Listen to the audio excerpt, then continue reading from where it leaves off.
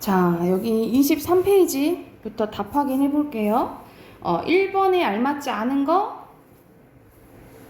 형 몇 번 했어? 4번. 4번, 그치? 시간의 흐름에 따라 아니라 했지? 왜? 이 2번과 관련된 문제야. 과거, 미래, 현재잖아. 그쵸? 그래서 2번, 2번. 3번에 알맞지 않은 거, 1번. 1번. 자, 하늘은 무슨 뜻이라 했어? 윤리적 판단의 그치, 윤리적 판단 기준이지 바란 이상향은 아니죠. 자, 4번에 이거 시제 맞추는 거 쉽지? A는 가, B는 남아, 그리고 C는 다 라죠. 그쵸? 자, 그리고 5번에 시 한번 잠깐 봐보면, 자, 신적정의 들길에 서서라는 작품이에요. 푸른 산이 흰 구름을 지니고 살듯 내 머리에 항상 푸른 하늘이 있대. 약간 여기서는 긍정적인 거 말하는 거지. 내가 바라는 거. 하늘을 향하고 살림처럼 두 팔을 드러낼 수 있는 것이 얼마나 숭고한 일이냐. 내가 이렇게 살 수 있는 게 엄청 숭고한 일이다라고 얘기하는 거야. 두 다리는 비록 연약하지만 젊은 산맥으로 삼고 부지런히 움직인다는 둥근 지구를 내가 밟고 있다라고 얘기하는 거죠. 푸른 산처럼 주기벽 든든하게 지구를 디디고 사는 것은 내가 얼마나 기쁜 일이냐. 뼈에 저리도록 생활은 슬퍼도 좋다. 저문 길에 서서 푸른 별을 바라보자. 내가 바라는 이상향을 꿈꾸며 살자. 이 말이죠. 그치? 자, 푸른 별을 바라보는 것은 하늘 아래 사는 거룩한 나의 하루 일과다라고 얘기를 한 거야. 그래서 여기서는 얘는 좀 긍정적인 얘기를 하지. 그치? 여기서 알맞지 않은 것은 이건 조금 답이 없는데 이렇게 할 수도 있어. 근데 답은 5번인데 어디가 잘못됐냐면 여기서 서시에서도 긍정적인 희망적인 것을 얘기하기도 하죠. 그런데 봐봐, 마지막 부분 봐보자. 삶에 대한 긍정적인 생각이 필요하겠죠. 여기까지 맞을 수 있어. 그죠? 근데 어제와 다른 오늘이 있으니까요. 근데 서시에서 마지막은 어떻게 끝났어? 오늘 밤에도 별이 바람에 스치운다. 내가 긍정적으로 살려고 하지만 현실은 조금 어려울 수는 있다. 그래서 이 말 했잖아. 그치? 그래서 다른 오늘은 확실하게 장담할 수가 없겠죠. 어제와 다른 오늘은 아니고 여전히 일제강점기 상황이 있는 거지. 그치? 이해됐어요? 자, 6번 가볼게요. 6번에 윤동주 십자가네 보면은 괴로웠던 사나이 행복한 예수 그리스도처럼 십자가 허락된다면 우리가 기독교적으로 예수가 십자가에 못 박혀 죽음으로써 인류 구원했다 하잖아. 그치? 여기서는 예수 그리스도 하면 희생적 태도 기억하시면 돼요. 그래서 모가지를 들이우고 꽃처럼 피어나는 피를 어두워가는 하늘 밑에 조용히 흘리겠습니다. 그러면 여기서는 가장 적절한 것은 자기 희생 고르면 되겠죠? 그럼 몇 번? 6번에 5번. 그렇죠. 자, 25쪽 님의 침묵 가볼게요. 1번에 적절하지 않은 것은 3번 질문 전혀 안 나와있지. 그치? 혼자 말하는 독백체라고 보시면 돼요. 독백체 어조고. 2번에 적절하지 않은 것은 5번인데 임의 부재를 인식과 화자의 슬픔과 체념을 나타내고 있어. 이거는 마지막에 뭐라 했어? 다시 만나기를 뭐 한다고? 기다린 거잖아. 체념? 아니죠. 그렇죠. 슬플 수는 있는데 체념은 아니지. 그리고 3번에 이건 다 거의 다 이별하는 상황이거든요. 그렇죠? 근데 여기서는 아까 네가 말했잖아. 다시 만나기를 뭐해? 기다린다. 이것까지 찾아야겠지. 그치? 그럼 가장 적절한 것은 5번이겠죠. 자, 그리고 4번의 A는 역설법이야. 역설법이 드러나지 않은 거. 위태로움 속에 아름다움이 있다. 그리고 깨어져서 완성된다. 보이지 않는 움직임. 그리고 사랑할 수 없는 것을 사랑하기 위해서 용서받을 수 없는 것을 용서하기 위해서 다 역설법이지. 그치? 없는 거 5번이에요. 자, 그리고 5번에 자, 여기서는 특히 일제에 대해서 끝까지 저항한 독립지사를 생각하면 이음은 누굴까? 빼앗긴 조국. 그렇지. 근데 이음절이네. 그럼 몇 글자 써야 돼? 조국. 그렇지. 두 글자. 조국. 이것만 쓰면 되겠죠? 그리고 6번에 자, 왕방연의 시조인데 천만리 머나먼 길에 고운님 여유. 고운님 보내버린 거야. 여기서는 이거 시대적으로 보면은 단종 알죠? 네. 단종, 세조한테 이제 자리를 빼앗긴 이제 단종을 의미한데요. 마음 둘 데 없어 내가에 앉으니 저물도 내 마음 같아서 우러봐 함께 흘러가는구나. 그래서 임을 보내서 슬퍼하는 마음이 담겨진 거야. 가장 적절한 것은 가는 다시 만나기를 바라지만 나는 지금 철면 슬퍼하고 있죠. 그쵸? 그래서 6번에 3번이에요. 됐어요? 넘어가도 되겠어요? 오늘 할 부분 향수 봐볼게. 자, 제목이 이제 향수인데 우리가 향수하면 이제 두 가지를 떠올리게 되잖아. 우리가 뿌리는 향수가 있고, 그치? 그런데 여기서 향수는 고향을 그리워하는 마음이에요. 그러면 제목에 주제가 거의 다 담겨져 있는 거지, 그치? 표 잠깐 먼저 봐보면 주제는 고향에 대한 그리움, 향토적이고 토속적인 소재예요. 그래서 향토적이고 토속적인 것은 많이 들어봤을 텐데 뭐라 했죠? 기억 안 나나? 그 지역의 특색이 드러나면 향토적, 토속적이라고 보시면 돼요. 그리고 이건 희한하게 후렴구가 반복이 되거든요. 그래서 후렴구의 이제 기능, 이거는 선생님이 이따 정리해 줄게요. 먼저 1연부터 가봅시다. 1연 보면은 넓은 벌 동쪽 끝으로 옛 이야기 지줄되는 것은 다정하고 나가 소리내는 이렇게 표현한 거 있지, 그치? 실개천은 이렇게 냇물이라고 보면 돼. 휘돌아나가고 실개천이 지줄된다 라고 표현했네, 그치? 그럼 무슨 법인 거야? 사람처럼 표현했으니까? 의인법. 그렇지. 그래서 의인법 사용됐고, 얼룩배기 황소가 해설피 해가 저물 무렵 금빛 게으른 울음을 우는 곳이래요. 금빛은 시각적인 거지, 그치? 근데 울음은 청각적인 거네? 근데 울음을 어떻게 표현한 거야? 금빛이라고 표현한 거죠, 그쵸? 그러면 이거는 청각의 뭐야? 시각하고, 이걸 무슨 심상이라 부르죠? 공감각. 그렇죠. 공감각적 심상이 이제 쓰였고, 자, 그곳이 차마 꾸민들 이칠이야. 여기서는 잊힌다, 안 잊힌다, 잊히지 않는다 라는 거잖아요, 그쵸? 그래서 일부러 의문 형식으로 표현한 서리법 쓰였죠. 근데 보면은 공통적으로 이렇게 연마다 후렴구가 붙어요. 그쵸? 그래서 다 후렴구의 기능 한번 봐볼게. 여기서는 이제 후렴구가 붙는데, 후렴구는 이제 어떤 기능을 하냐면 똑같이 오잖아, 그쵸? 그럼 기본적으로 뭐 형성해 주겠어? 운율. 그렇지, 운율 형성해주고.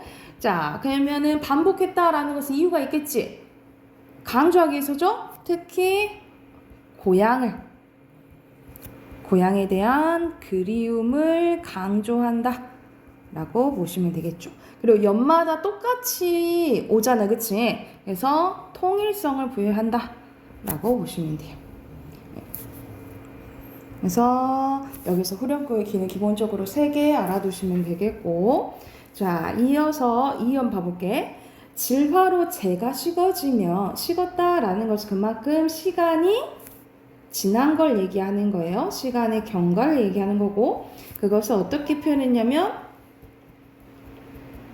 촉각적으로 표현했다 라고 보시면 됩니다. 촉각적으로 표현했다 라고 보면 되고, 비인밭은 원래 어떻게 써야 돼? 비인 이렇게 써야겠지, 그치? 근데 강조하기 위해서 그런 거야. 근데 문법적으로 맞지 않아도 시에서는 허락을 해줘요. 이걸 시적 허용이라고 해요. 시적 허용. 비인밭에 밤바람 소리 말을 달리고, 소리가 달린다 라고 표현했네. 소리 눈에 보이지 않잖아, 그치? 달린다 라고 표현했죠. 이거는 청각은 여기도 시각화죠. 그래서 또 공감각적 심상이 쓰였다 라고 보면 되겠고, 그리고 소리가 달릴 수 있을까? 달릴 수 없잖아, 그치? 우리가 움직일 수 없는 것을 움직인다고 표현한 거야, 그쵸? 그러면 이건 표현 방법 중에 뭐라 할까? 우리가 무생명을 생명처럼 표현하는 거. 화력도. 그렇지, 화력도. 달리고 엷은 졸음겨운 늙으신 아버지가 집베개에 도다 보이시는 곳, 그래서 이제 주무시는 곳, 이런 거라고 생각하면 되겠지.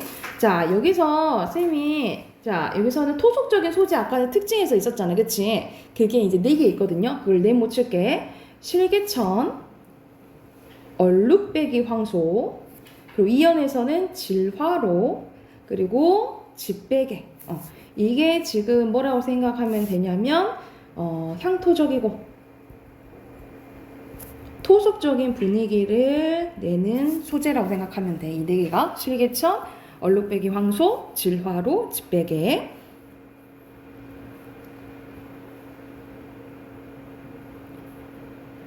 자, 썼으면 사면 이어서 가볼게요. 자, 흙에서 자란 내 마음. 그러니까는 막 자연에서 맘 편히 자랐다라는 거죠. 그치? 그만큼 이제 그때의 순수함, 순박함, 이걸 나타낸다라고 보면 돼요. 파란. 원래는 뭐야? 파란이지, 그치? 이것도 뭐야? 쉽죠? 허용이죠, 그쵸? 파란 하늘빛이 그리워 함부로 쏜 화살을 찾으려 풀섭 이슬의 함추로 휘적이던 곳이래. 여기서 이거 뭔 말이야? 라고 하는데 함부로 쏜 화살은 뭘 의미하냐면 우리가 어렸을 때 보면은 별별 생각을 다 하잖아. 내가 막 뭐 영웅이 되기도 하고 온갖 상상을 막 다 하잖아. 그치? 그러한 약간 동경의 세계, 이상의 세계를 이 함부로 쏜 화살이라 표현했다라고 보면 돼요. 그래서 이거는 그때 어린 시절의 꿈, 내가 바라는 것, 동경 이걸 의미한다라고 보면 돼요. 그러니까 나는 이런 온갖 상상을 했었다라고 얘기하는 거지. 사연 보면 전설 바다에 춤추는 밤물결 같은 검은 긴민머리 날린 어린 누이와 그러니까는 어린 누이의 검은 긴민머리가 뭐 같다 표현한 거야? 전설 바다에 춤추는 밤물결 같다라고 표현을 한 거야. 이거는 뭐뭐 같은 직유법 쓰였죠.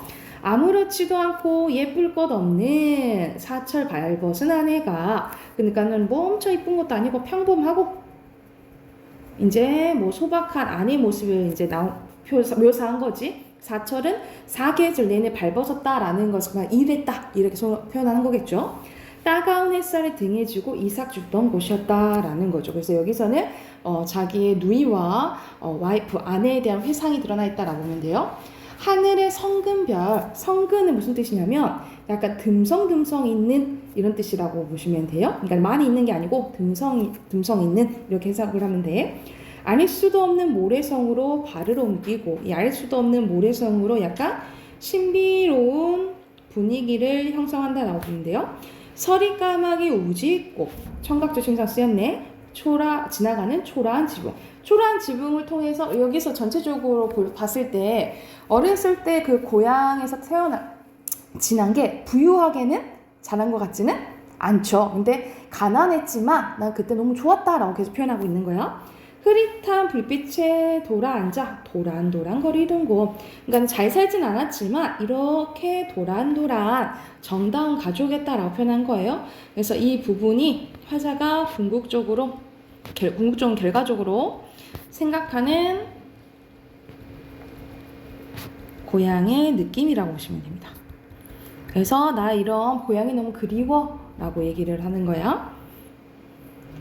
자, 여기서는 아까 운율을 형성한 요소가 후렴구도 있었는데 뭐도 하나 있냐면 하나 더 할게. 찾아볼게.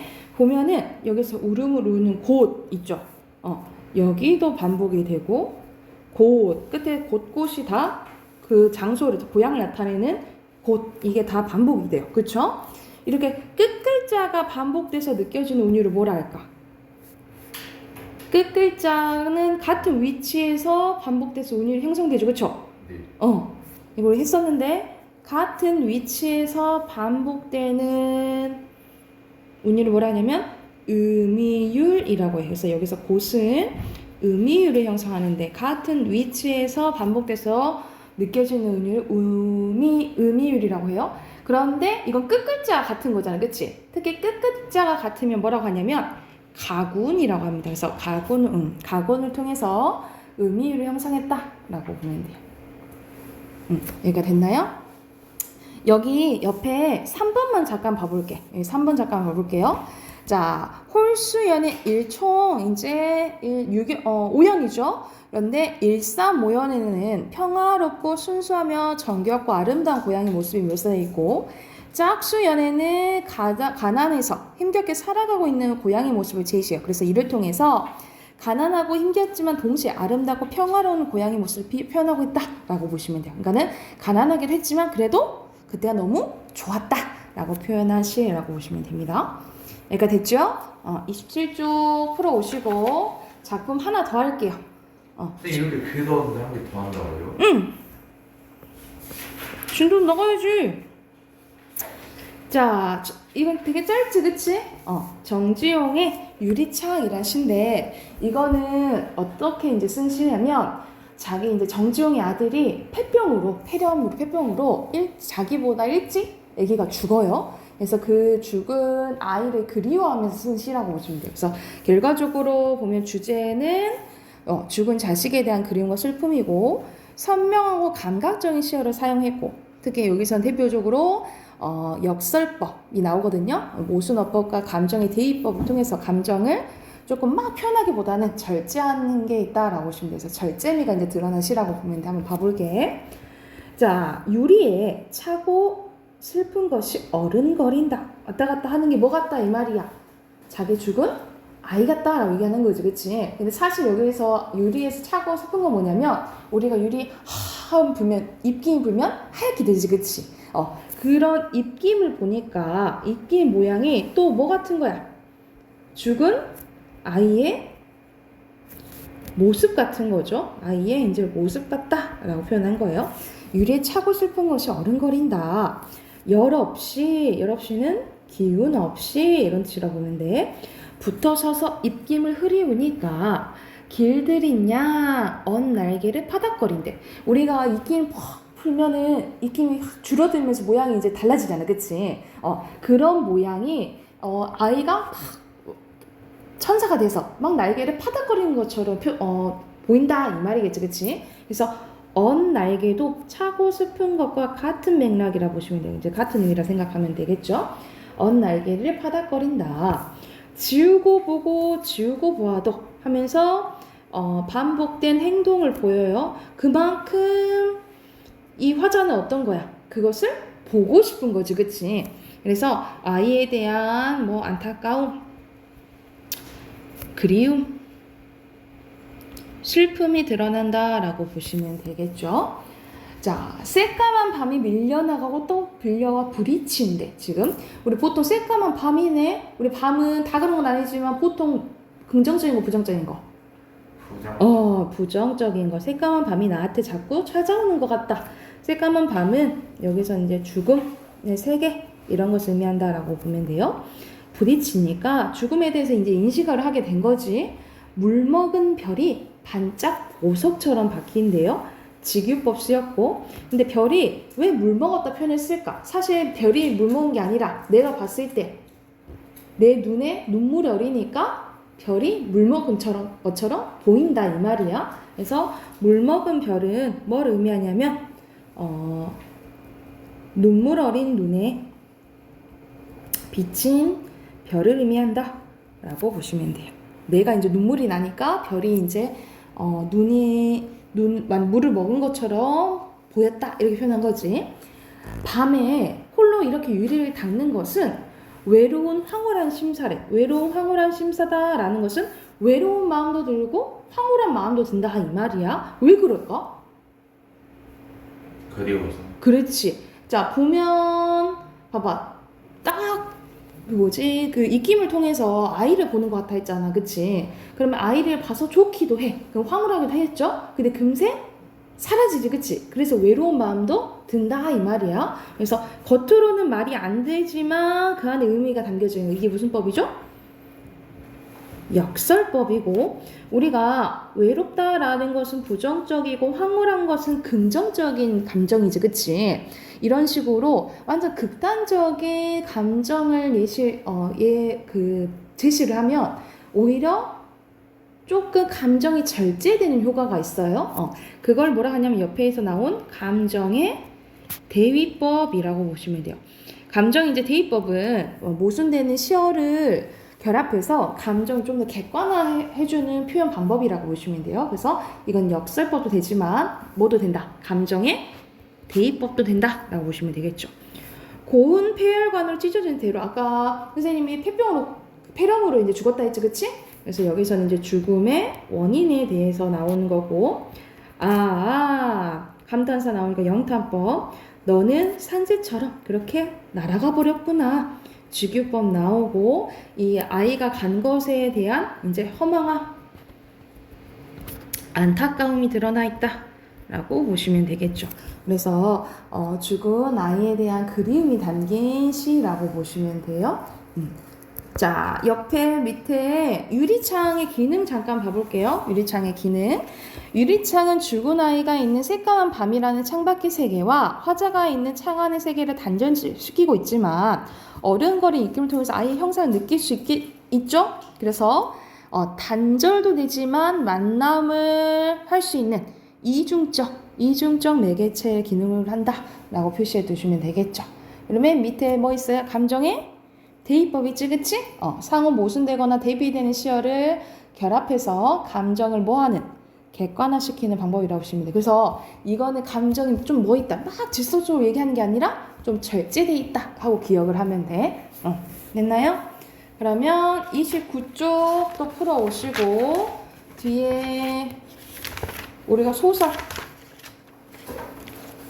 답하기는 해야겠죠? 81쪽인가요?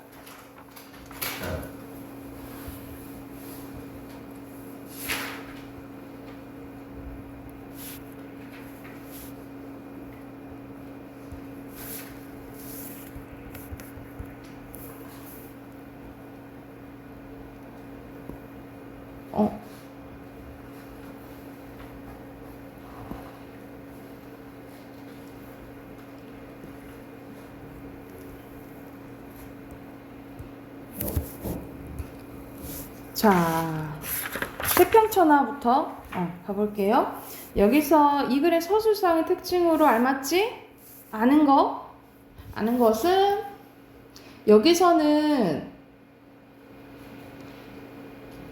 3번 아니에요? 3번? 여기서는 전지주 작가 시점이죠. 이건 전지주 작가 시점이야. 그래서 개입하는 경우가 있었지? A 부분은 개입하는 부분이에요. 여기서 알맞지 않은 것은 4번인데 서술자가 외부에서 관찰하는 것까지 맞아, 그치? 근데 독자와 거리가 다 말해주니까 어떻겠어? 가깝겠죠, 그쵸? 일정한 유지 이 부분이 틀렸다라고 보시면 되겠죠? 그리고 2번에 알맞지 않은 거 3번이고요. 오히려 창식이 아니라 누구 얘기 전해준 거였어? 종학이 얘기 전해준 거잖아, 그치? 그래서 창식으로 변하는 거 아니고요. 3번이 알맞지 않은 거, 이 사람은 윤직원은 존경받는 사람이야? 전혀? 아니지, 그치?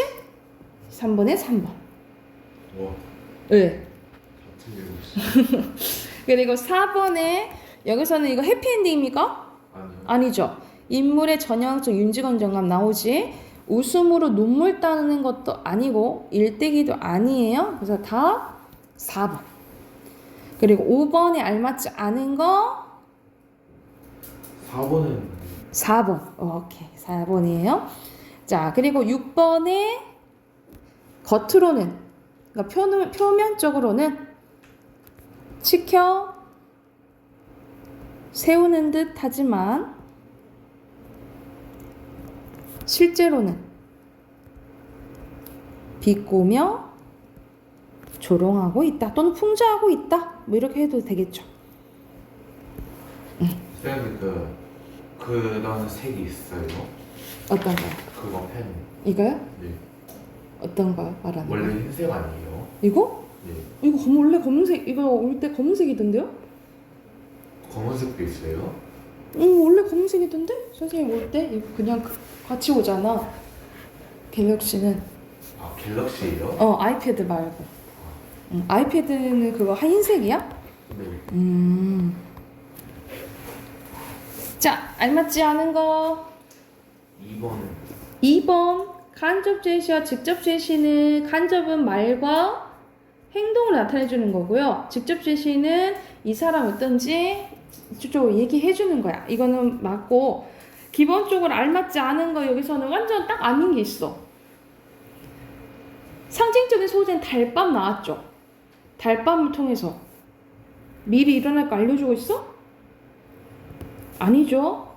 다음 달밤이 마지막에 상징하는 거 뭐라 했어?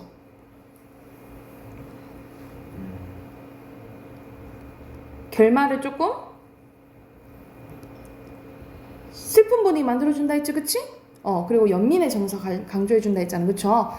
얘가 암시하는 부분은 전혀 아니고. 2번에 일치하는 거 고르는 거네. 이거 내용 일치 문제네. 몇 번? 4번. 4번. 황수건 아내가 집을 나간 것은 황수건이랑 관계가 안 좋아서요? 왜 집 나갔다 했어? 황수건이랑은 사이가 좋은데 그 신우이 그 동서 때문에 그랬다 했잖아. 동서 때문에 그런 거예요. 그리고 이건 적절한 것은 5번이에요. 그래서 마지막에 아는 척을 못하죠. 그리고 3번에 아닌 거 3번. 3번 5호. 황수건은 어떤 사람이냐면 다 맞고 4번인데 어려운 상황에서 즐겁게 노래 부르면서 마지막에 신나했어? 아니요. 힘들어 했잖아. 그래서 막 담배도 피운다 했잖아. 그치? 마냥 나청적인 사람은 아닌 거죠. 그리고 4번에 이 부분 선생님이 알려줬는데 그의 은근한 문정의 열매. 자기 글씨도 못 알아봐. 은근한 순정의 열매. 자, 5번에 황수건에 대한 서술자의 호의적인 부분을 묶은 것은 2번 아니에요. 기억은 맞아요. 기억은 맞고. 그러면 1, 2, 3번 중에 하나겠죠. 근데 2번은 아니야. 다시 한번 골라봐. 1번 아니에요. 야, 니은 봐봐. 니은은 그리고 온 여름 동안 그는 우리 집에 얼씬도 하지 않았대. 네. 그냥 안 왔다 이 말이야. 근데 황수건에 대한 호의적인 막 감정이 드러나는 거야? 근데 저는 회피에 좀? 아래로 내려서 나오고 그늘의 몸을 감췄다. 그 부분은 뭐예요? 누굴 생각해서 그런 거야? 황수건을 생각해서 그런 거죠. 괜히 아는 체 했다가 황수건이 뭐 할까봐, 무안할까봐 그런 거죠. 그래서 황수건을 배려한 태도라고 생각하면 돼. 그래서 다 3번이라고 보시면 돼요. 자, 6번에 인물과 5번. 5번, 그치. 기억 빼고 다 맞아요. 5번입니다. 7번에 아닌 거? 4번. 4번 봐보자. 소외된 인물인 황수건을 통해 작가가 드러내고자 한 삶의 진실에 주목해야 하는 소설? 맞아요. 왜냐하면 황수건은 조금 모자라고 30년대 일제강점기 약간 소외된 인물이라고 생각하시면 돼요. 그래서 맞다라고 생각하시면 되고 알맞지 않은 것은 5번인데 5번 봐볼게. 황수건 같은 인물에 대한 시각 차이를 만들어내는데 서술자의 존재 여부가 중요하지 않는 갈래군. 여기서는 서술자의 존재가 되게 중요하죠. 왜냐면 이 서술자가 어떻게 봐? 황수건을 되게 긍정적으로 보잖아. 불쌍히 여겨니까 우리 독자도 볼 때 어때요? 황수건에 대해서 불쌍하고 호의적으로 보게 되는 효과가 있다라고 보시면 되겠죠. 서술자의 존재 여부가 완전 중요하지. 그쵸? 7번이 5번이고. 자, 이어서 순환이대. 오늘 작품 해야겠죠, 그쵸? 오늘도 소설 2개 해야 되겠는데? 그럼 저 선생님 문법은 안 나가시면 안 돼요? 이번 문법 오늘 안 나갈 거예요. 다음에 설날 끝나고 나갈 거예요. 아, 설날 전에 나가. 목요일 나갈까? 네. 근데 문법 너무 어려워요. 너무 어렵지. 그 부분은 또 내용이 엄청 많아서 머리 터질걸? 응? 자, 여기서는 순환이대인데 순환이대는 순환 2대에 걸친 순환이라고 보시면 돼요. 그래서 만도와 진수 부자가 나옵니다. 그래서 아버지 만도와 이제 아들인 진수가 이미 나오는데 만도는 이제 일제강점기 때 팔을 한쪽 잃어요. 그리고 진수는 6.25 전쟁 때 다리를 잃습니다. 그래서 둘 다 전쟁에 이제 피해를 보게 된 거지. 그런데 결과적으로 다쳤다 해서 마냥 포기하고 살면 안 되잖아. 그쵸? 힘을 합쳐서 극복하고자 하는 민족의 극복 의지를 담은 소설이라고 생각을 하시면 돼요. 자, 그럼 첫 번째 볼게. 여기서는 어떤 상황이냐면 만도가 이제 진수가 온다고 하니까 마중 나가는 이제 상황이었거든요. 그런데 딱 보니까 진수의 다리 한쪽이 없는 거야. 그래서 묻는 거예요. 진수야, 니 어쩌다가 그랬노? 전쟁하다가 일이 안 했습니다. 수류탄 쪼가리에 맞았습니다. 이런 단어를 통해서 뭘 알 수 있는 거예요? 시대죠? 배경 알 수 있는 거죠. 수륜 쪼가리에 얼른 낫지 않고 막 썩어 들어가기 때문에 군의관이 잘라버린 띠더 병원에서 아버지 와 이래가지고 나 우째 살까 싶습니다 하면서 다리를 한쪽 잃었으니까 어떻게 살지 약간 이제 진수의 이제 절망감이 드러나는 거죠. 우째 살긴 뭐 우째 살아. 목숨만 붙여있으면 다 사는 기다. 그런 소리 하지 마라. 나 봐라. 팔뚝이 하나 없어도 잘만 안 사나. 남 보기에 조금 덜 좋아서 그렇지. 살기는 왜 못 살아? 하고 생각하는 거죠. 여기서는 이제 만도의 긍정적이잖아. 그치? 낙천적인 성격을 할 수 있다라고 보시면 돼요. 차라리 아버지같이 팔이 하나 없는 편이 낫겠어요. 다리가 없어 놓으니 첫째 걸어다니기가 불편해서 또 죽겠습니다 라고 얘기하니까 야, 안 그렇다. 걸어다니기에 한 모아놓은 손을 제대로 늘려야 일이 되지 하면서 진수를 뭐 해줘요? 위로해주는 거지. 그치? 그럴까에? 그렇다니. 그러니까 집에서 앉아서 할 일은 네가 하고 나 당기는 할 일은 내가 하고 그러면 안 되겠나 하면서 여기서는 이제 서로의 부족한 점, 서로의 장애를 극복하기 위한 방안을 제시했다라고 보시면 돼요. 그러니까 우리 서로 도우면서 한번 참 지내보자 라고 얘기를 하는 거야. 진수는 가벼운 한숨을 내쉬며 아버지를 돌아보았다. 만도는 돌아보는 아들의 얼굴을 향해 지그시 웃어주었대요. 그러니까 진짜 속상하겠잖아. 아들이 이제 다쳐서 왔는데 그래도 이제 위로해주고 아무렇지 않게 대해주려는 이제 아버지의 마음이 드러나는 거죠. 개천 뚝이 이르렀다. 그런데 앞에 뭐가 놓여있어? 외나무 다리가 놓여있네. 외나무 다리는 걷기 힘들잖아. 특히 진수는 한쪽 다리가 없으니까. 그쵸? 이것을 외나무 다리가 상징하는 것은 부자 앞에 놓인 시련이라고 보시면 되겠죠. 시련이라고 보면 되겠지? 노예는 그 시냇물이다. 진수는 슬그머니 걱정이 되었대요. 이게 인물의 심리가 이렇게 나오지. 그치? 그럼 시점 이거 뭔 거야? 3인칭 비작 작가. 그렇지. 물은 그렇게 깊은 것 같지 않지만 밑바닥에 모래흙이어서 지팡이를 짚고 건너가기가 만만할 것 같지 않기 때문이다. 외나무 다리는 도저히 건너갈 재주가 없고 진수는 하는 수 없이 뚝에 퍼지고 앉아서 바지가랑을 걷어 올리기 시작했대요. 만도는 잠시 멀뚱히 서서 아들이 하는 양을 내려보고 있다가 진수야 그만두고 자 업자 하는 것이었다. 업고 건너는 일만 다 되는 거 아니가. 자 이거 받아라 하면서 고등어 묶음을 진수 앞에 냅니다. 이 고등어는 뭐냐면 진수가 온다 하니까 만도가 아들 생각해서 고등어를 이제 사가지고 여기에 이제 마중 나가는 거거든요. 그래서 고등어는 우리가 이제 뭘 의미하냐면 아들에 대한 만도의 사랑을 의미한다 라고 보면 돼. 고등어가 상징하는 것은 아들에 대한 만도의 사랑. 진수는 퍽 난처해하면서 못 이기듯이 그것을 받아들였다. 만도는 등어리를 아들 앞에 갖다 대고 하나밖에 없는 팔을 뒤로 번쩍 들어 자 어서 하고 이제 업은 거지.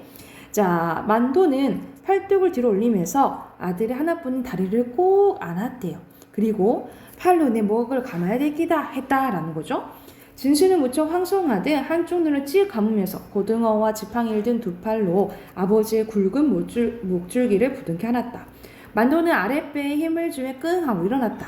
아랫도리가 약간 후들거렸으나 걸어갈 만했다는 거죠. 외나무 다리 위로 조심조심 발을 디디며 만도는 속으로 이제 새파랗게 젊은 놈이 벌써 이게 무슨 꼴이고 세상을 잘못 만나서 네 진수 네 신세 참 똥이다 똥 하고 이제 속으로 이렇게 생각을 했고 또 진수는 곧장 미안스러운 얼굴 하면서 나꺼전 이렇게 되다니 아버지도 참 복도 더럽게 없지. 차라리 내가 죽어버렸다면 나았을 낀데 하고 또 생각을 했다라는 거예요. 그게 짠하지 그치? 만도는 약간 술기가 있었으나 용케 몸을 가누고 아들 얻고 외나무를 조심조심 건너가는 거였다. 마지막 문장이 중요해요. 눈앞에 놓인 용머리째가 이 광경을 가만히 내려다보고 있었다라는 거죠. 세연이야? 자 마지막 문장이 중요하다고. 이것을 누가 지켜보고 있었다? 용머리째가 지켜보고 있었다라는 거야. 그래서 여기서는 용머리째로 서술자가 시선 변화가 생겨요. 그래서 전체적으로 의인화가 됐다라고 보면 되겠죠. 그래서 마지막에 상징적인 게 마지막 부분인데 이걸 통해서 뭘 알 수가 있냐면 옆에 한번 봐볼게. 현우야, 맨 마지막 볼게. 작가는 만도가 진스럽고 외나무 다리를 건너는 장면을 용머리자가 내려본다 의인을 표현했어요. 그래서 이건 뭘 나타내냐면 서로 협동하여 민족의 극복하려는 의지를 상징적으로 드러낸다 라고 보면 되겠지. 그래서 맨 위로 가보자. 맨 위로 보면은 단편소설 전후소설이에요. 전쟁 후의 소설이고 전지적 작가 시점으로 선생님이 만도는 일제강점기 때 그리고 진수는 유교전쟁 때 이런 장애를 겪게 됐다 했지, 그치? 주제는 우리 민족의 순환사와 극복 의지고요. 사투리와 토속어 사용해서 사실감을 높이고 마지막에 그 외나무 다리 건너잖아, 그치? 이런 상징적인 장면을 통해서 주제를 나타냈다라고 보시면 돼요. 여기까지 됐나요? 네. 필요한 사람 없고요. 아니 제가 영어 쓰면 자는데 영어 쓰면 아무 말도 안 하는데. 야, 이거 자면 안 되지. 선생님 자는 거 못 봐. 집중. 자, 여기서는 아홉 켤레 구두로 남은 사내에 대한 이유인데, 소설인데, 여기서는 이제 아홉 켤레 구두가 상징하는 것을 잘 봐야 돼. 간단하게 설명해주면, 여기 서술자가 나가 나오는데, 나는 이제 학교 선생님이에요. 그래서, 이 집에 이 권씨, 이 아홉 켤레 구두로 남은 사내가 이제 권씨거든요. 이 권씨가 나의 집에 새들어 살게 돼요. 그런데 얘는 조금 소위 지식은 좀 배운 사람이야. 배운 사람인데 돈이 없는 거지. 일자리 때문에 돈이 없는데 자기 아내가 이제 둘째를 낳게 되는데 병원비가 필요해요. 병원비가 필요하는데 돈 구할 데는 없고 누구한테? 나한테 지금 빌리러 온 상황이라고 생각을 하면 돼. 그래서 본문 바로 가볼게. 병원 이름이 뭐죠? 원산부인과입니다. 지금 형편에 현금은 어렵군요 하면서 내가 권씨부터 뭐 한 거야? 거절한 거죠, 그치? 자, 원장한테 바로 전화 걸어서 내가 보증을 서하고 약속할 테니 권 선생님도 다시 한번 매달려 보세요. 의사도 사람인데 설마 사람을 생으로 죽게 하겠습니까? 달리 변통할 구멍이 없으시다면 그렇게 해보세요. 내 대답이 지나치게 더디 나올 때 이미 눈치를 챈 모양이었다. 도전적이던 기색이 슬그머 죽으면서 그의 착하디 착한 눈에 다시 수줍음을 돋아왔대. 그러니까는 거절당하니까 조금 자기도 부탁해서 좀 민망하잖아. 그래서 이런 식으로 이제 태도 변화가 보였다라고 보시면 되겠죠. 그는 고개를 좌우로 흔들어 보였다. 원장이 어리석은 사람이길 바라고 거기다 희망을 걸긴 너무 늦었습니다. 그 사람은 나한테서 수술 비용을 받아내기가 수월하지 않다는 걸 입원시키는 순간 알아차려 버렸어요. 그래서 원장이 그때 뭐라 했냐면 수술비를 갖고 와라 이런 식으로 얘기를 했어. 그러니까 이 사람은 약간 생명보다 뭘 중요시하는 사람인 거야? 돈을 이제 중요시하는 사람인 거죠. 그래서 얼굴에 흐르는 진땀 훔치는 대신 그는 오른발을 들어 왼쪽 바지가랑이 뒤에다 두어 번 문질렀대요. 발을 바꿔 같은 동작을 반복했대. 그러니까 이 사람은 자신의 구두를 엄청 아끼거든. 그래서 맨날 막 닦아놓고 막 이랬던 사람인 거야. 그래서 구두를 여기서 바지에 이제 닦는 모습을 보이는데 그만큼 우리가 보통 막 이렇게 쭈뼛쭈뼛 하면은 약간 심리가 불안할 때 이런 행동들을 하잖아, 그치? 그래서 약간 당황스러워하는 약간 거절당하니까 당황스러워하는 권씨의 모습이 나온다라고 보시면 돼요. 그래서 바쁘실 텐데 실례 많았습니다 하면서 이제 인사를 했죠. 썰면은 무슨 뜻이냐면 이게 별명인데 이렇게 입썰면 한 주먹은 나오겠다 해서 이제 썰면이라는 그 별명을 가진 선생님이 있대요. 그래서 썰면처럼 두툼한 입술이 손잡이를 쓰긴 어린애같이 지글병 나왔네. 움찔거리더니 겨우 인사말이 나왔다. 무슨 말이 더 있을 듯 싶었는데 그는 이내 돌아서 휘적휘적 걷기 시작했대요. 나는 내심 그 입에서 끈끈한 가래가 묻은 소리가 이를테면 오 선생, 나의 이제 직업이 선생이라 했지? 오 선생, 너무한다든가 잘 먹고 잘 살라다고 하는 말이 나와서 내 이마에 탁 눌러붙는 순간을 대비하고 있었는지 모른다. 그래서 그가 갑자기 돌아서서 나를 똑바로 쳐다봤을 때, 올려다봤을 땐 흠칫 놀랐다라는 거죠. 뭐라고 하냐면 오 선생, 이래봬도 대학 나온 사람이요 하고 갔다라는 거야. 이건 뭐인 거야? 나 그렇게 무시하지? 말하라 라고 얘기를 하는 거죠. 그래서 여기서는 이 사람한테 중요한 것은 뭐예요? 자존심인 거야. 그래서 여기서는 자존심을 지키고 싶어하는 권씨의 모습이 드러나 있다라고 보시면 돼요. 그것뿐이었다. 내 호주머니에 촌지를 밀어넣었던 그 학부형같이 그는 수줍게 그 말만 건네고는 언덕을 내려갔다. 별로 휘청거릴 것도 없는 작달만한 철구를 연방 휘청거리면서 내딛는 한 걸음 한 걸음마다 땅을 저주하고 하늘을 저주하는 동작으로 내 눈에 그는 비쳤다. 산 곱팽이를 돌아 그의 모습이 벌거벗은 황토의 언덕 저쪽으로 사라지는 찰나 나는 뛰어가서 그를 부르고 싶은 충동을 느꼈대요. 그러니까 거절을 했는데 그 사람의 이제 행동이나 모습을 보니까 어떤 거야? 약간 짠한 마음이 드는 거지, 그렇지? 그래서 여기서는 이제 그에 대한 연민이 이제 드러나기 시작해. 불쌍히 여기는 마음이. 돌팔매질을 하다 말고 뒤집혀진 삼루치로 달려들어 아기아기 참외를 깨물어 먹는 군중을 목격했을 당시의 권신처럼 이건 완전히 나치구나 하는 느낌이 팍 들었대. 이 사람이 모든 걸 다 드러냈구나 이런 생각이 든 거야. 그리고 내가 그에게 암만의 빚을 지고 있음을 깨달았다. 전셋돈도 일종의 빚이라면 빚이었다라는 거죠. 왜 좀 더 일찍 그 생각 못했을까 하면서 이 사람이 이제 새 들어 산다고 했잖아. 그러니까 생각난 게 전셋돈이 갑자기 생각이 난 거야. 근데 이미 가버리고 없었다라는 거죠. 그래서 이 사람이 이 권 씨한테는 얘기를 안 하고 권 씨가 있는 아까 병원 물었었잖아. 병원에 가서 대신에 수술비를 내줘요. 그래서 이제 아기를 낳은 상황이야. 고추야 고추. 수술을 돕던 원장 부인 나오면서 처음 물음을 듣는 순간에 내가 점쳤던 결과를 큰 소리로 확인해 주었다. 진짜 보호자를 상대하지 원장 부인이 내게 축하를 보내왔으므로 나 역시 보호자 입장에서 수고를 취하지 않을 수 없었다. 잠시 후에 나는 강보에 쌓여 밖으로 나오는 권기용, 권씨 이름이 나오죠? 권기용의 차남을 대변할 수 있었다. 제 어미 배를 가르고 나온 놈 같지 않게 얼굴이 두툼한 것이 속없이 잘도 생겼다. 제왕절개라는 말이 풍기는 선입감에 딱 어울리게끔 목청이 크고 우렁찼다. 병원 건물에 온통 들었다 놓는 억세디 억센 놈의 울음을 듣는 동안 나는 동준은 나의 아들이에요. 동준의 놈을 낳던 날의 감격 속으로 고스란히 빠져들어갔다. 그러니까 자기 아들 낳은 것처럼 이 권씨 아들 낳는 모습에도 이제 감정이입해서 이제 좋아해 준 거지, 그치? 자, 이어서 다음 쪽 가보자. 한 쪽 더 하는데. 자, 이 상황을 권 씨가 알았다 했어, 몰랐다 했어? 모르는 거야. 그러면 권 씨는 자기 아들을 위해서는 뭐든지 좀 해야 되잖아, 그치? 그래서 어떤 결심을 하냐면 나의 집에 강도로 들어와요.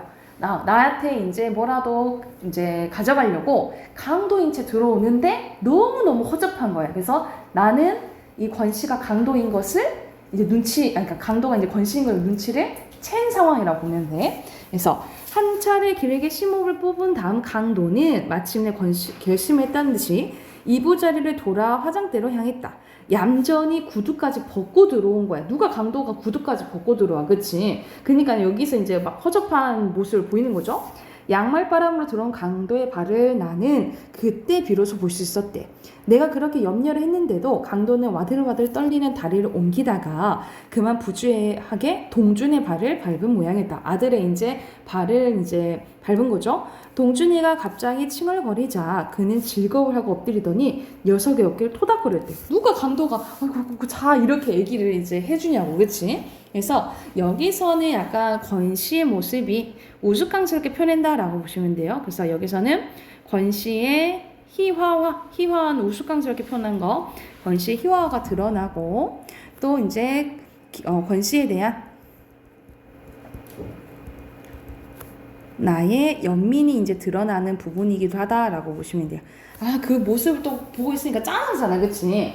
녀석이 도로 잠들기를 기다려 그는 복면 위로 칙칙하게 땀이 밴 얼굴을 들고 일어나서 내 위치를 힐끔 확인한 다음 본격적인 작업에 들어갔다. 터지려는 웃음을 꼭 참은 채, 그러니까는 웃음이 나겠죠. 이거 너무 허접하게 강도짓을 하는데 이렇게 생각한 거야. 강도의 애교스러운 행각을 실종 주목하고 있던 나는 살그머니 상체를 움직여 동준이를 잠재울 때 이부자리 위에 떨어뜨린 식칼을 집어들었대요. 연장을 이렇게 함부로 굴리는 거 보니 당신 경력이 얼마나 되는지 알만합니다 하고 비꼰 거죠, 그렇죠? 내가 내미는 칼을 보고 그는 기절할 만큼 놀랬대. 나는 사람 좋게 웃어 보이면서 칼을 받아가라는 눈짓을 보냈다. 그는 겁에 질려 잠시 망설이다가 내 재촉을 받고 후다닥 달려들어 칼자루를 낚아채 가지고 다시 멱을 거놓았대요. 그가 고의로 사람을 찌를 만한 위인이 되는지는 못 되는 줄 일찍이 간파했기 때문에 나는 칼을 되돌려 준 걸 조금도 후회하지 않았다. 아니나 다를까 그는 식칼의 옆구리 쪽 허리띠에 차더니만 몹시 자존심이 상한 표정이 되었대요. 도둑 맞을 물건 하나 제대로 없는 주제에 이죽거리긴? 그래서 경험 많은 친구들은 우리 집을 거들떠도 안 보고 그냥 지나치죠. 그러니까 너 이렇게 아예 직접적으로 너 경험 없이 보여? 라고 얘기하는 거잖아. 그지? 누군 뭐 들어오고 싶어서 들어온 줄 알아? 피치 못한 사정 때문에 어쩔 수 없이 나는 강도를 안심시켜 편안한 마음으로 돌아가게 만들 절호의 길이라고 판단했대. 그래서 뭐라고 얘기하냐면 그 피치 못할 사정이란 되게 그렇죠. 가령 식구 중에 누군가 몹시 아프다던가 빚이 물려서 하면서 약간 뭐를 날리는 거야. 너가 건실한 걸 알고 있다라는 약간의 흘리는 말을 한 거지. 그 순간 강도의 눈이 의심의 빛으로 가득 찼다라는 거야. 그러니까는 정체를 들켰나? 정체가 들켰는지에 대한 이제 의심을 한 거죠. 이 사람 눈치챘나? 라고 이제 생각을 한 거야. 분개한 나머지 이가 딱딱 마주칠 정도로 떨면서 그는 대청마를 향해 나갔대요. 내 옆을 지나갈 때 그의 몸에는 역겨울 만큼 술 냄새가 확 풍겼대. 그러니까 맨정신에 못 오겠으니까 술을 먹고 온 거지, 그치? 그가 허둥지둥 끌어안고 나가는 걸 틀림없이 갈기갈기 찢어진 한 줌의 자존심일 것이다. 애당초 의도했던 바와 달리 내 방법은 결국 그를 편안하게 하기는커녕 외려 더욱더 낭패있게 만들었음을 깨닫고 나는 그의 등을 향해 말했대. 어렵다고 꼭 외로운 밥은 없어요. 혹시 누가 압니까? 당신도 모르는 사이에 당신을 아끼는 어떤 이웃이 당신의 어려움을 덜어주었을지 하면서 이거는 뭘 얘기한 거야? 내가 당신을 도와줬다라는 것을 우회적으로 표현한 거죠. 근데 권씨는 알아 몰라. 모르는 상황인 거예요. 그래서 이 말은 이제 수술비 내줬다는 소리를 이제 돌려 말한 거죠. 우회적으로 말한 부분이라고 보시면 돼요. 그러니까 권씨가 뭐라 하냐면 개수장마 그따위 이길 수는 없다는 거 난 똑똑히 봤어. 나 이제 암도 합니다. 이렇게 한 거지. 왜냐면 이미 한번 나한테 이 오선생한테 거절 한번 당해봤잖아. 그치? 그래서 안 믿는다고 한 거죠. 그는 현관에 벗어놓은 구두를 신고 있었다. 그 구두를 보기에 전등을 켜고 싶은 충동이 불현듯 일었지만 나는 꾹 참았다. 현관문을 열고 마당으로 내려선 다음 부주의하게도 그는 칠칼을 들고 왔던 자기 본분을 망각하고 엉겹결에 문간방으로 들어가려고 했대요. 이건 뭐냐면 자기도 무의식적으로 자기가 새들어 살고 있는 방으로 들어가려고 한 거야. 그러니까 그 순간 뭐 한 거야? 나한테 내가 이 사람 권씨다 들킨 행동이 된 거잖아요. 그쵸? 그의 실수를 지적하는 일은 훗날을 위해 나로서는 부득이한 조처였다라는 거죠. 그래서 뭐라고 했냐면 대문은 저쪽입니다 라고 얘기를 했다는 거죠. 그래서 여기서 이제 정체를 들킨 것을 이제 알게 된 거지. 문간방 부엌 앞에서 한동안 망연해 있다가 이윽고 그는 대문 쪽으로 향해 느릿느릿 걷기 시작했다. 그러니까 들켰네. 아주 아예 이제 초래 돼버린 거지. 비틀비틀 걷기 시작했다. 대문에 다다르자 그는 상체를 뒤틀어 이쪽으로 보았다. 그리고 뭐라고 얘기를 해요? 이래봬도 나 대학까지 나온 사람이요 라고 얘기를 한 거지. 그러니까는 끝까지 뭘 지키려고 해요? 자존심 지키려고 하죠. 끝까지 이제 자존심을 지키려고 하는데 못 지켜. 결국 못 지킨 거잖아. 그치? 그래서 누가 뭐라 했나? 느닷없이 그는 자기 학력을 밝혀야더니만 대문을 열고 보안 등 하나 없는 칠흑의 마지막 밑줄 쪼고놓자. 칠흑의 어둠 저편으로 자진해서 삼켜져 버렸다라는 거야. 그래서 여기서는 마지막 결말을 통해서 이제 두 가지를 알 수가 있겠죠. 끝까지 지키려고 한 자존심을 지킬 수 있어 없어? 그 자존심이 다 무너져 버린 거지. 그래서 첫 번째 권씨의 자존심이 회복될 수 없음을 알 수 있고요. 권씨의 앞날은 어떨까? 그리 좋지는 않을 것 같죠. 그렇죠? 그래서 권씨가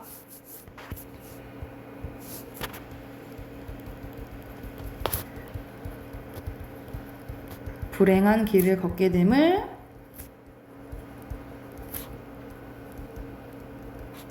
암시하는 효과가 있다 라고 보시면 돼요. 그래서 이 결말을 통해서 이 두 가지를 할 수 있다라고 보면 돼요. 이제 나중에 이 사람이 돌아올 거 생각하지만 이 권씨가 돌아오지 않아요. 그래서 남겨진 이제 그 구두들을 보면서 내가 구두들을 보면서 이제 회상을 하게 되는 거죠. 결국 이거밖에 안 남았구나, 9켤레밖에 안 남았구나 라는 내용을 담은 소설이라고 보시면 됩니다. 그래서 앞에 잠깐 봐볼까? 이 표? 표 잠깐 봐볼게요. 여기서는 중편소설 1인칭 관찰자 실험이고요. 배경은 1970년대야. 그래서 우리가 산업화 도시화가 막 일어났잖아. 그때, 그치? 그때 적응해 못해서 소외된 삶을 살고 있는 권씨의 모습을 드러냈다라고 보시면 돼요. 상징적인 소재가 뭐야? 여기서 제목에도 나오잖아. 구두죠, 그치? 구두를 통해서 인물의 성격을 나타내고요. 작중 서술자가 주인공의 심리를 분석하면서 제시한다 라고 보시면 되겠죠. 이거 옆에 이제 보시면서 문제 풀어오시면 되겠죠. 그래서 89쪽까지 풀어오시고 뒤에 문제 풀어온 거 한번 봐볼게. 178쪽.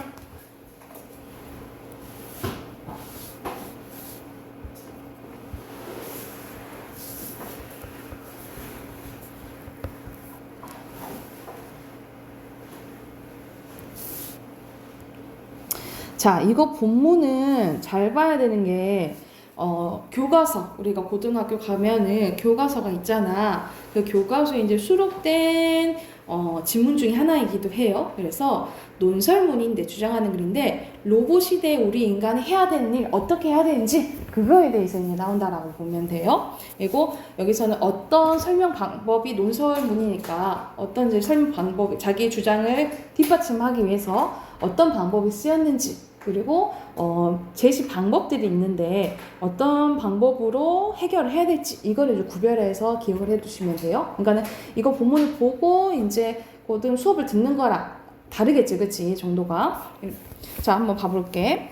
자, 인공지능이, 핵심은 이제 인공지능이겠네요. 인공지능이 인간의 말을 알아듣고 명령을 실행하는 똑똑한 기가 되는 것이 반길 일인가, 아니면은 주인과 노예 관계에 역전시키는 재앙이라고 경계할 일인가 하고 문제 제기한 거야. 좋은 건지 나쁜 건지. 인간의 지적 능력을 뛰어넘는 인공지능 개발에 관한 보도가 잇따른 가운데 세계적인 유명한 사람들은 인공지능 개발이 결국엔 인류의 종말을 이어질 거란 경고를 내놓기 시작했대. 그러니까 결과적으로 약간 부정적으로 얘기를 한 거죠. 그렇죠? 세계적인 물리학자 스티븐 호킹은 인공지능 결국 의식을 갖게 되어 인간의 자리를 대체할 것이라며 생물학적 진학 속도보다 과학기술의 진보가 더 빠르기 때문에 얘기했다라는 거야. 그래서 여기서는 세계적인 석학의 말을 인용하고 특히 스티븐 호킹의 말을 인용했죠. 그렇죠? 이 말을 인용을 통해서 그만큼 지금 인공지능의 문제가 심각하다라는 심각성을 부각시킨다라고 보시면 돼요. 여기 써놓으시면 되겠죠. 이 인용의 말은 심각성을 부각시키는 효과가 있다라고 보면 돼.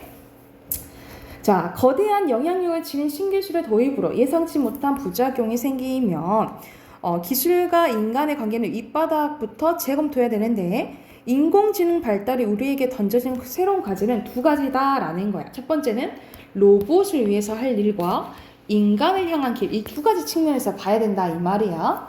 첫 번째는 뭐냐면, 첫째 비주주, 인류를 위협할지도 모를 강력한 인공지능을 우리가 어떻게 통제할 것인가 우리가 생각해 봐야 된다라는 거야. 그러니까 인공지능을 어떻게 통제해야 될지 약간 기계적 측면에서 우리가 해결해야 할 과제라고 생각을 하시면 돼요. 그래서 로봇을 대응하는 차원에서는 먼저 로봇이 지켜야 될 도덕적 기준을 만들어 준수하게 하는 방법이 있다라는 거야. 이게 구체적인 방안, 첫 번째 방안 1 적어놓으면 되겠죠. 방안 1.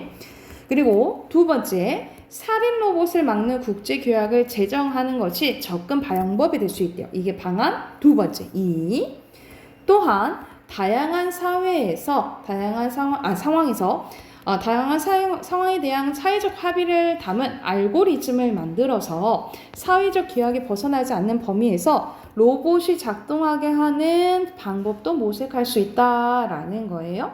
그래서 여기서는 사회적 규약, 여기서 이 부분 밑줄 그어놓고 이게 방법 3이겠죠. 3 표시하시고, 설계자의 의도를 배반하지 못하도록 로봇이 스스로 무력화할 수 없는 원격 자폭 스위치를 넣는 것도 가능하다라는 거야. 이게 방법 4까지 표시하시면 되겠죠?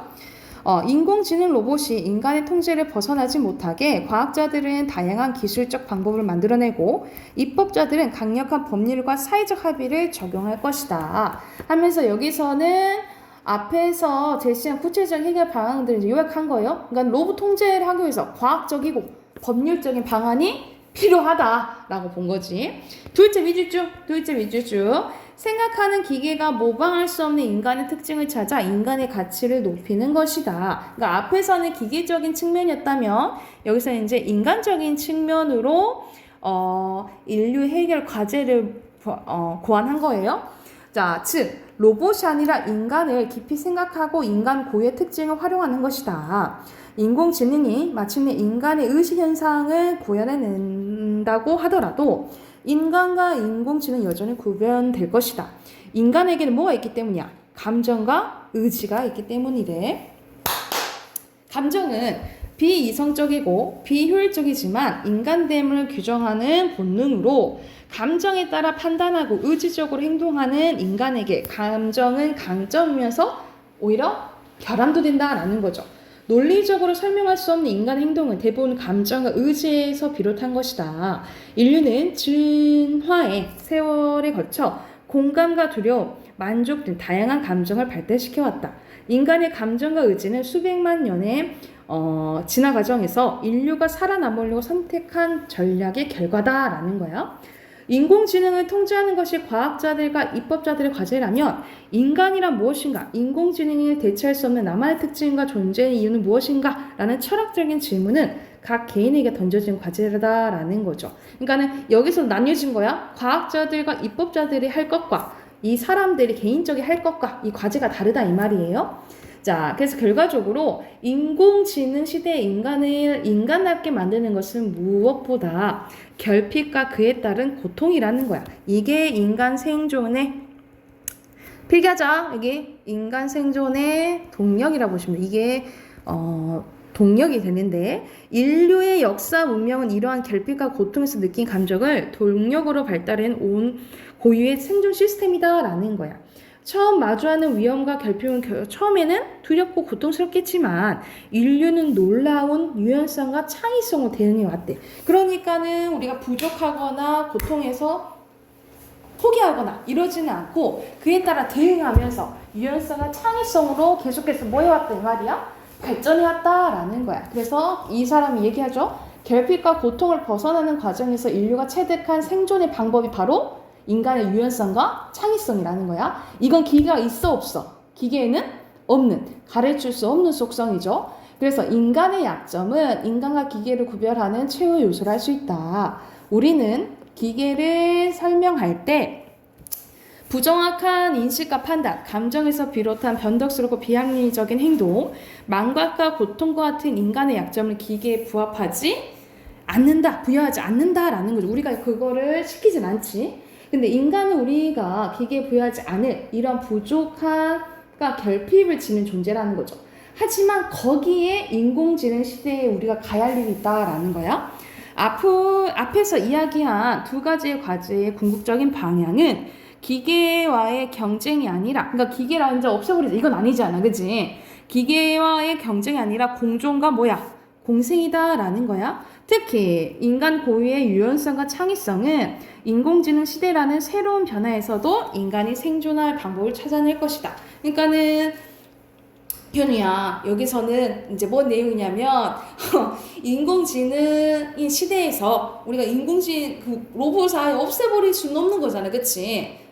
그런데 인간만이 가지고 있는 뭐를? 높은 지능. 뭐를 마지막에 유연성과 창의성으로 기계와 함께 뭐 해야 된다? 공생과 공존을 해야 된다. 이 말 하고 싶은 거예요. 문제 확인해 볼게. 1번에 내용 일치 않은 문제 몇 번 했어요? 1번. 1번, 그렇지. 인간의 감정과 의지를 인공지능과 구별되는 인간만의 특징을 보고 있는 건 세계적인 석학이 아니라 이 글쓴이의 견해라고 보시면 돼요. 세계적인 석학이 말한 게 틀렸죠. 2번에 몇 번? 2번. 2번. 그렇지. 그리고 3번에 여기선 거의 주장이죠. 인류의 무엇을 가지고? 인류만 가지고 있는 게 뭐라 했지? 유연성과 창의성을 바탕으로 인류가 기계와 뭐 해야 돼? 기계와 뭐 해야 돼? 공존, 공생해야 한다. 이 말 하고 싶은 거죠? 됐나요? 자, 4번에 몇 번? 4번에 3번이에요. 보기도 이제 인간이 인공지능을 통제할 수 있다라고 보는 거죠. 그리고 5번에 3번인데 어디가 틀렸냐면 로봇의 통제는 강력한 법률 제정과 사회적 합의를 할 수 있어요. 근데 인간의 가치 고양에 대한 법적인 건 할 수 없겠지. 이건 개인의 과제라고 생각하시면 되겠죠. 여기가 됐나요? 자, 두 번째 작품 끝내줄게. 자, 여기서는 뭔 내용이냐면 앞에서는 논설문이었는데 이거는 수필이거든요. 수필은 자신의 경험 쓴 거지. 이 최재천이라는 이제 과학 생물학자가 자신이 어떤 영향을 받은 어떤 영향을 받았는지 그거에 대해서 나오는데 맨 처음에 보는 모닥불과 개미라는 수필이 있거든요. 그러니까 우리가 불을 막 지르면 개미들이 막 도망가야 되는데 개미들이 다시 그 불구덩이에 들어간다 이 말이야. 왜 그러냐면 누굴 구하려고? 여왕? 개미를 이제 구하려고. 그러니까는 결과적으로 이게 사회생물학인데 이 DNA를 이제 자기 종족 번식을 위해서 그런 행동을 보인다라는 거죠. 그래서 뒤에 보면은 이기적 유전자, 이 이기적 유전자 얘기를 해요. 그래서 어떤 거냐면 우리는 사실 생명체는 DNA 계획에 따라 움직이는 기계일 뿐이고 DNA는 태초부터 지금까지 다른 여러 생물의 몸을 빌려서 그 명맥을 이어왔다 이 말이야. 그래서 나중에 이런 공부들을 하면서 이 최재천은 왜 개미들이 왜 불에 막 들어가지? 이해를 못했다 이 말이야. 그런데 이런 사회생물학에 대해서 알게 되면서 여왕 개미를 구하고 종족 번식을 위해서 그런 행동을 이제 보인다라는 것을 이제 알게 돼요. 그래서 이 사람이 여기서 이 말을 해. 개미들이 이해하게 된 순간 나는 이 학문을 평생 공부해야겠다고 이제 결정했다라고 이제 얘기가 나오거든요. 그래서 여기서는 독서가 자신의 진로에 어떤 영향을 줬는지 그거에 대한 이제 내용이에요. 그래서 이거는 이제 어렵지 않으니까 간단히 답 확인해 볼게.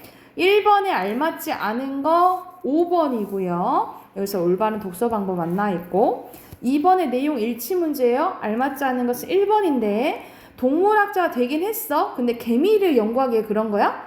아니고 하다 보니까 특히 이제 사회생물학 공부하고 나서 그 다음에 이제 개미들을 이해하게 됐다라고 했죠. 그래서 이 부분이 틀렸고 3번에 리을 빼고 다예요. 그래서 4번이고요. 3번에 4번. 그리고 4번에서는 왜 그랬다는 거야? 여왕 개미를 구하해서 뭐 하기로 했다 했어? 종족의 DNA를 유지하기 위해서죠. 자, 그리고 5번에 적절한 것은 여기서는 유전자적으로 다 정해져 있다 이 말이에요. 그러니까 유전자 요인이 모든 것을 결정한다라는 게 나의 관점이거든요. 이거에 반박하는 것은 1번이 되겠죠. 이거는 환경에 따라 달라질 수 있는 거 아니냐. 꼭 유전적인 게 아니라 이렇게 얘기할 수가 있겠지. 그리고 6번에 3번은 통나무를 태우는 모닥불은 체제를 바꾸려는 사람의 열망이 아니라 오히려 이 체제라고 보시면 되겠죠. 옛 소련 체제를 의미한다라고 보면 돼요. 그리고 7번에 2번이 되겠죠. 자, 여기까지 하고 다음 시간에 우리 목요일날 앞에 시랑 소설 부분 있죠. 거기 풀어오시면 돼요.